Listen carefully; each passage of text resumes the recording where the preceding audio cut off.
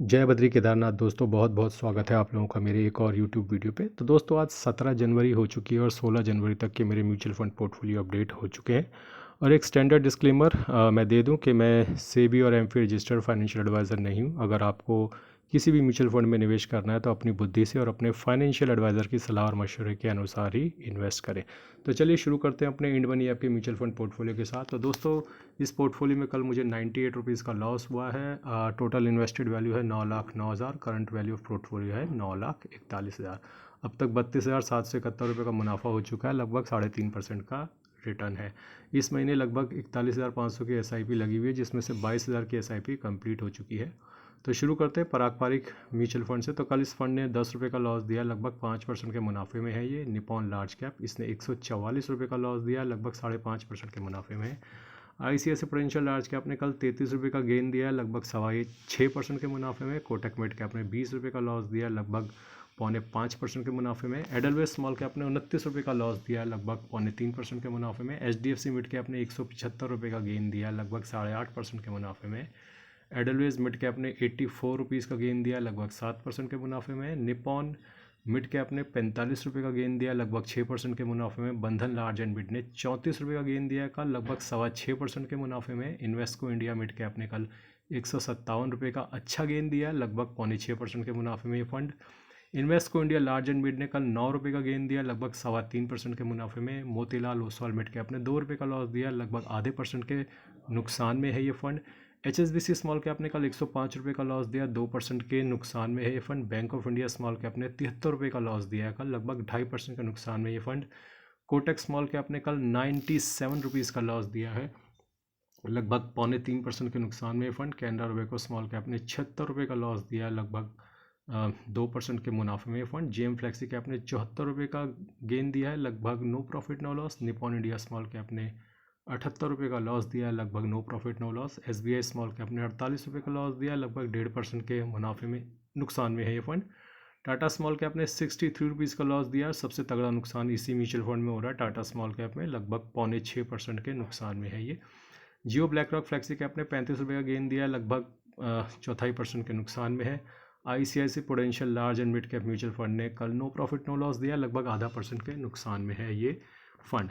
तो दोस्तों आइए मैं आपको एक इम्पॉर्टेंट जानकारी देता हूँ जिसके बारे में आपको मैं बता सकता हूँ कि मार्केट में बहुत सारे इन्वेस्टमेंट प्लेटफॉर्म हैं, तो लेकिन आप एक ऐसे प्लेटफॉर्म को चूज़ कर सकते हो जहाँ आपको बेस्ट फीचर्स प्रोवाइड कर रहे हैं। इसलिए आज मैं आपको एक ऐसे प्लेटफॉर्म के बारे में बताऊँगा जहाँ लाखों इन्वेस्टर्स 20 साल से ट्रस्ट कर रहे हैं to make better investment decision.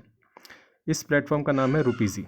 रुपीज़ी 100% AMFI से भी कंप्लाइंट है। रुपीज़ी में ऐसे इजी टूल्स हैं जिसे आप low risk and high return वाली म्यूचुअल फंड हज़ारों की भीड़ में से भी बहुत ही आसानी से ढूंढ सकते हो। बस इतना ही नहीं, यहाँ आपको डिफरेंट फंड्स में ओवरलैप, न्यू इन्वेस्टमेंट से आपके पोर्टफोलियो पर इम्पैक्ट जैसे हाईली यूजफुल इंसाइट भी ईजिली देख सकते हो। अब आपको किसी फाइनेंस गुरु की ज़रूरत नहीं है, मेरी भी। तो account opening and AMC charges totally free हैं। तो देर किस बात की, नीचे दिए गए लिंक से आज ही अपना अकाउंट रुपीज़ी पर खोलें और Rupeezy makes it easy to invest like a pro. तो आइए दोस्तों आगे बढ़ते हैं वीडियो में। अब बात करते हैं अपने ग्रो ऐप के म्यूचुअल फंड पोर्टफोलियो के बारे में। तो ग्रो ऐप के म्यूचुअल फंड पोर्टफोलियो में कल नुकसान हुआ है हमें 1790 रुपये का। जो मुनाफा है अब लगभग 571 रुपये बचा है। तो इन्वेस्टेड वैल्यू 27,47,000 है और करंट वैल्यू 27,48,000 है। एक बार मैं फ़िल्टर लगा देता हूँ ऊपर से नीचे तक। तो जिन म्यूचुअल फंड्स ने कल मुनाफा दिया वो आपको ऊपर नजर आएंगे। तो HDFC मिड कैप ने कल लगभग 0.5% का मुनाफा दिया। इन्वेस्टको इंडिया मिड कैप ने 0.5% का।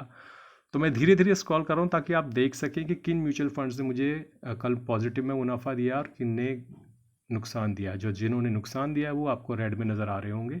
और ऐसा मैं इसलिए कर रहा हूँ, और हर म्यूचुअल फंड के बारे में मैं यहाँ पे बात नहीं कर रहा हूँ क्योंकि इनमें से काफ़ी सारे म्यूचुअल फंड जो है ओवरलैपिंग है मेरे इंड मनी ऐप में और मेरे ग्रो ऐप में। तो यहाँ पे हम धीरे धीरे स्क्रॉल करते हैं ताकि आप लोगों को हमेशा ये शिकायत रहती है कि आप तेज़ी से स्क्रॉल करते हैं और हम देख नहीं पाते कि इस म्यूचुअल फंड में कितना नुकसान चल रहा है, कितना फ़ायदा चल रहा है।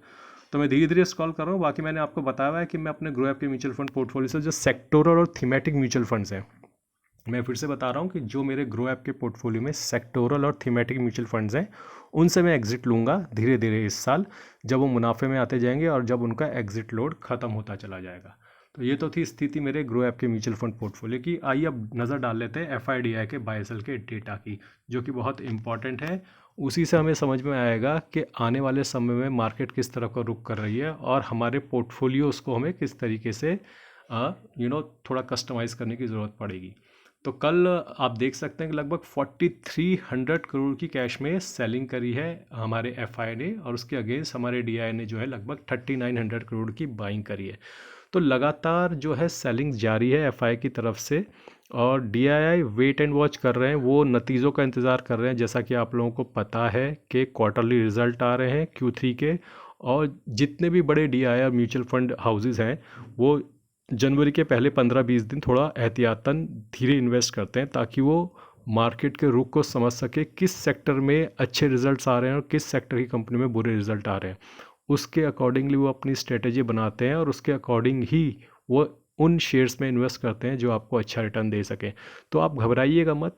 अगर आप देखिए कि DI का जो कैश में इन्वेस्टमेंट है वो घट रहा है, वो इसलिए घट रहा है क्योंकि म्यूचुअल फंड हाउसेज अभी वेट एंड वॉच की स्थिति में है। लेकिन जैसे कि सेबी की गाइडलाइंस होती है, उन्हें 80% पैसा पिछले महीने का इस महीने इन्वेस्ट ही करना होता है, तो वो इन्वेस्ट करेंगे, देर से करेंगे, जनवरी के आखिरी 10 दिनों में इन्वेस्ट करेंगे। तब आप देखेंगे कि वो ज़्यादा खरीदेंगे कंपैरेटिवली हमारे FI जितना सेल कर रहे हैं, तो उससे इवन आउट हो जाएंगी चीज़ें।